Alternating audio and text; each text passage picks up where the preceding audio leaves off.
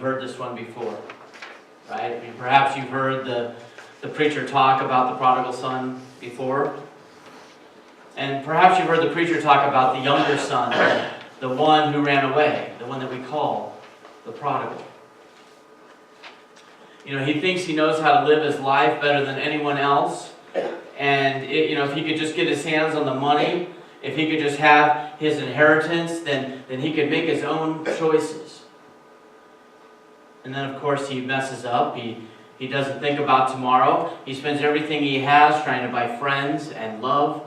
And when the money runs out, so do his friends.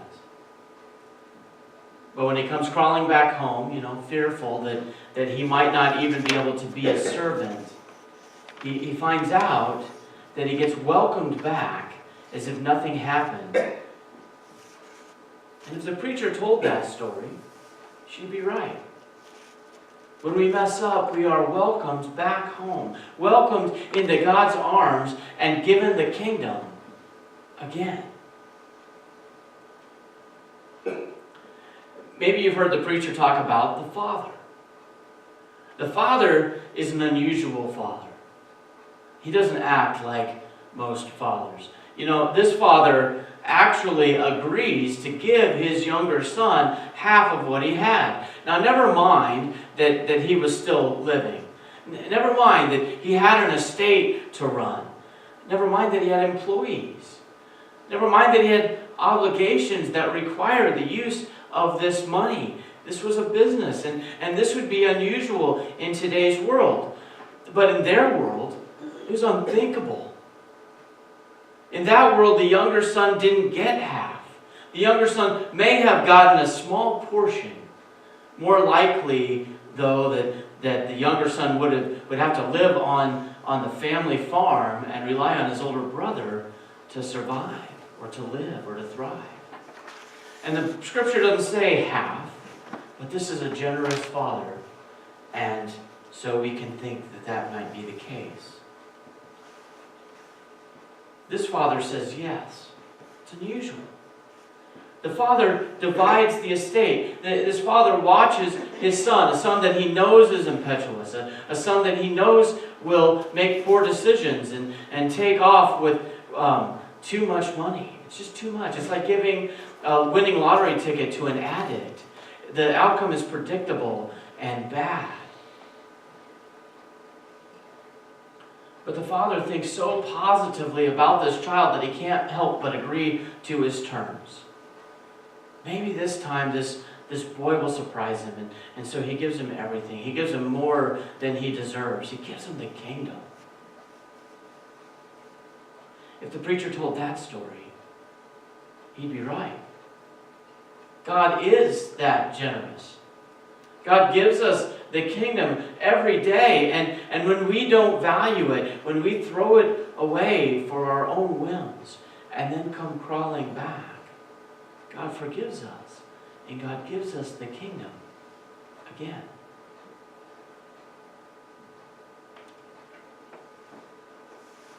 Maybe the preacher told the story of the older son. Now, the older son, the one who stayed, right? The older son was faithful. The older child, may have had thoughts of leaving as he was growing up, but that wasn't done. Well, that wasn't what was expected of him. While the younger child went off to do his own thing, the older child cared for the estate. He made sure the crops were planted. He made sure the employees did their jobs and were paid. He did everything right. So how can we blame him for being upset that his loser sibling wasn't thrown out? Why should he get to come home? Why should he get a party? He had his chance, I guess. It's just not fair. Can you put yourself in one of these three people? The younger sibling, the older sibling, the father. As an older brother, I can relate to this.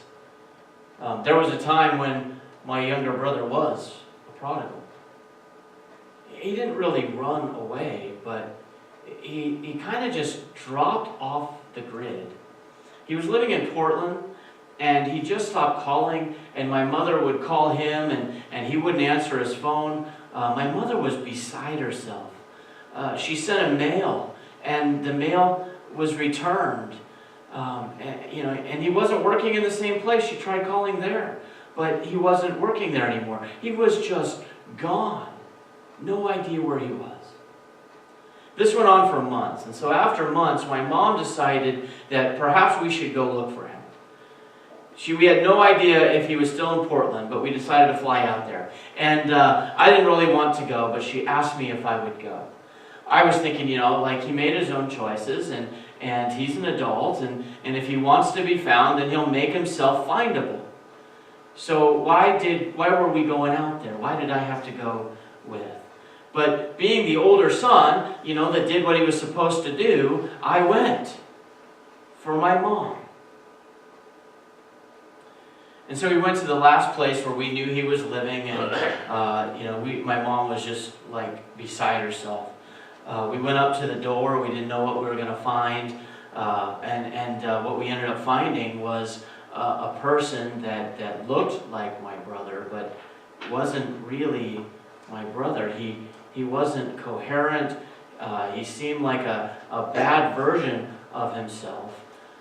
And so we just weren't sure what to do. And so we decided that we would ask him if he would at least spend some time with us in the afternoon. So we got him to go and get some coffee with us, and we got him to talk. But it didn't really reassure us because it didn't really sound like him. There was definitely something off. All we knew at this point was that he was alive, and then we had to get on the plane and go back home. Now, my mom wasn't sure that she'd ever see him again, and it was tearing her up inside, but she couldn't force him. He had to make his own choice, and we had to trust that he would make the right choice, and he did eventually. He came home. He was welcomed, literally welcomed back into my parents' home. And they gave him a car, and they helped him get back on his feet, and they helped him get some mental health that would help him heal. And without that, he probably wouldn't be alive. Now, don't get me wrong, it was the right thing to do, and even though he was a drain on their resources during that whole time, what is a parent supposed to do in this situation? I know there was no reason to be jealous of that, and my parents would do the same for me.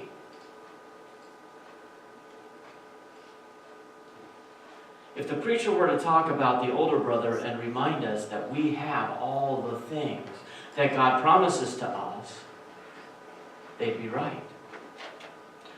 Being the older brother may not seem as fun, always working, always doing the right thing, never needing to be rescued, but being the older sibling is still a good gig. Because he lived on a big estate, he was the second in charge, he was respected. This would all be his someday, and the older sibling should recognize this privilege and be thankful. All of that in one story. Now, I find it quite amazing that Jesus could tell one story like that, but tell all of these stories within it. All of these lessons in one story. Or perhaps there's even more. Now, this week I was actually struck, not by the story itself, but by the reason that the story was told. It's a good story on its own, but it didn't just come out of nowhere. Jesus told it for a reason. And the reason that he told the story was because the Pharisees were in Jesus' face about the company he was keeping.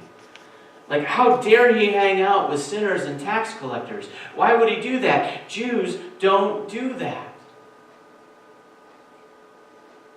And then Jesus tells the story. What does this story have to do with sinners and tax collectors? Where are they in this story? Well, they aren't. Or maybe they're the prodigal? If they are the prodigal, then Jesus must be telling them that these sinners and tax collectors must be welcomed back into the family. Okay.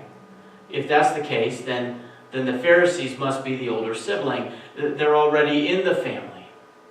They should recognize that they have all of the promises and they're going to get all of the inheritance. They have the kingdom. And Jesus must be telling these older brothers, the Pharisees, that the Father wants the sinners and the tax collectors back, the prodigal. He wants the sinners and the tax collectors to come home. He wants to give them the kingdom again. Okay, that makes sense. But it sort of begs the question for us. And that is, who are the sinners and the tax collectors today? Who are the people that no one likes today? Who are the people that would not be welcome in a church? Now, I know that it's hard to think of anyone right now that you would not welcome today, because you are a welcoming church, and I'm thankful for that. I find you to be very welcoming. But there are people that wouldn't be welcomed in many churches. What would happen to a homeless person if they walked into a church? What if they stank? What if they smelled like alcohol? What if they sat next to you?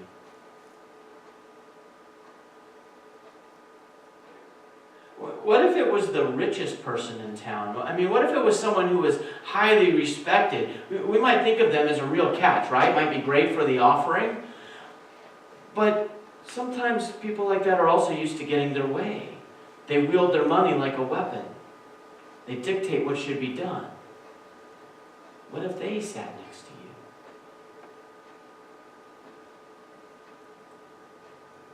What if that person was responsible for shutting down the factory? And what if it was your job that was gone?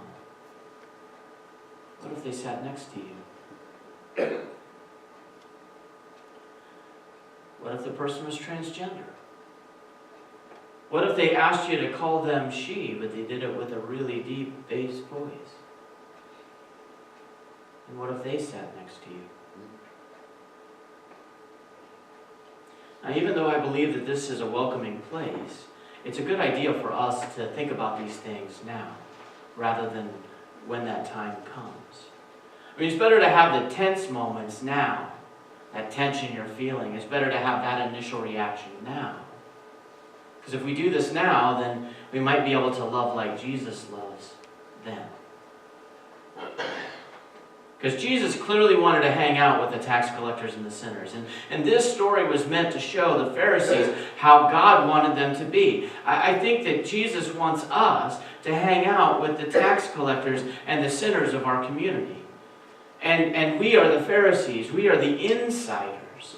And as hard as it might be for us to look in the mirror and to honestly answer whether we are ready to do this, we must. We must be ready for the prodigal to come home. We must be ready to welcome them. We must be ready to go out of our way to find them and to bring them back home. And we must be willing to share the kingdom with them. Because God loves them. They're family. And they should feel at home. This is their home as much as it is ours. So let's face that now, so that we'll be ready when God calls us to be. Would you pray with me,